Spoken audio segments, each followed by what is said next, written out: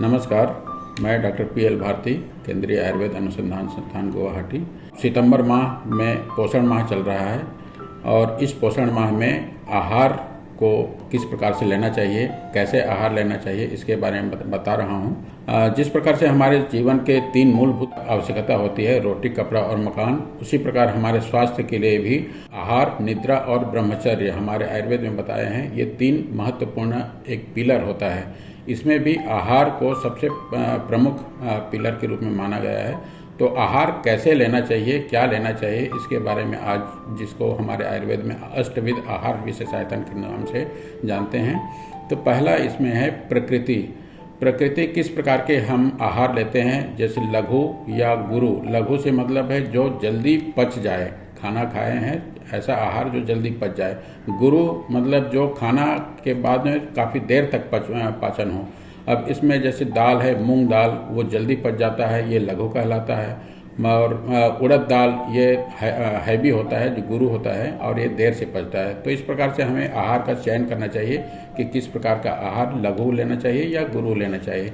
इसी प्रकार करण मतलब उसका संस्कार करके, किस प्रकार के हम संस्कार करते हैं। जो भी खाना है, रॉ मटेरियल है, उसको एज इट इज नहीं खाते, उसको हम संस्कारित करके पका करके खाते हैं। किसी को पका करके खाते हैं, किसी को जमा कर खाते हैं, किसी को कुछ देर बाद खाते हैं। तो ये एक प्रकार का संस्कार होता है और संस्कार से उसके गुण में अंतर हो जाता है और उसको हम डाइजेस्ट कर लेते हैं।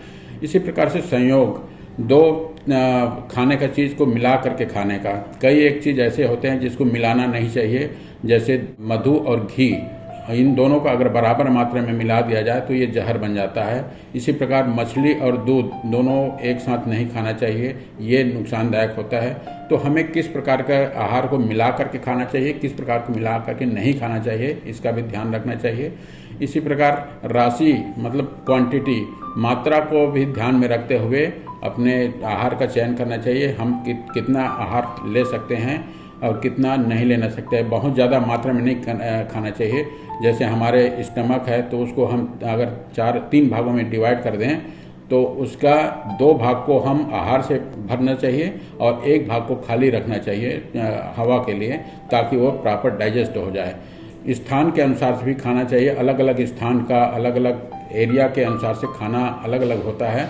तो जिस स्थान में हैं उस स्थान के वातावरण के अनुसार से हमारे खाना का चयन करना चाहिए, ताकि उस स्थान में ज़्यादा अच्छे से हम सर्वाइव कर सकें। समय के अनुसार से खाना चाहिए। दिन में कैसे खाना चाहिए, एक दिन में कितने बार क्या क्या खाना चाहिए। इसी प्रकार अवस्था के अनुसार, सीजन के अनुसार भी कैसे खाना चाहिए, जैसे वर्षा ऋतु में, शीत ऋतु में, गर्मी के दिन में क्या क्या खाना चाहिए, वो अवस्था काल के अनुसार पे हमें खाने का चयन करना चाहिए।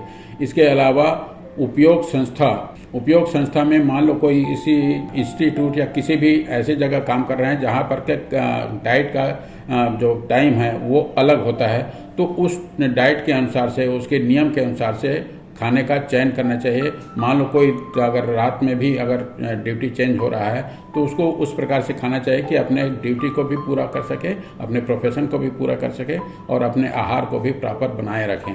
इसके अलावा उपयोगिता में आदमी के एक आदमी का अलग अलग हो सकता है। जैसे मान लो कोई आदमी का जो चीज़ खाना नहीं चाहिए लेकिन वो खा रहा है, लेकिन वो उसमें सूट हो गया, उसमें उसके लिए अच्छा हो गया, लेकिन वो खाना दूसरे के लिए अगर नुकसानदायक है तो ये अलग अलग हो सकता है। जैसे मान लो उदाहरण के लिए, अगर मान लो कोई तंबाकू खा रहा है तो तंबाकू को जो आदमी खा रहा है वो उसके लिए तो वो साथ में हो गया, लेकिन अगर तंबाकू दूसरा आदमी खा ले तो वो उसके लिए नुकसानदायक हो सकता है।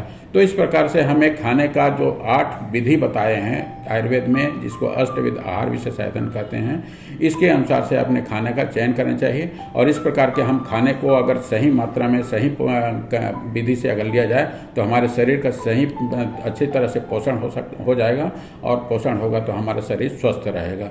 धन्यवाद।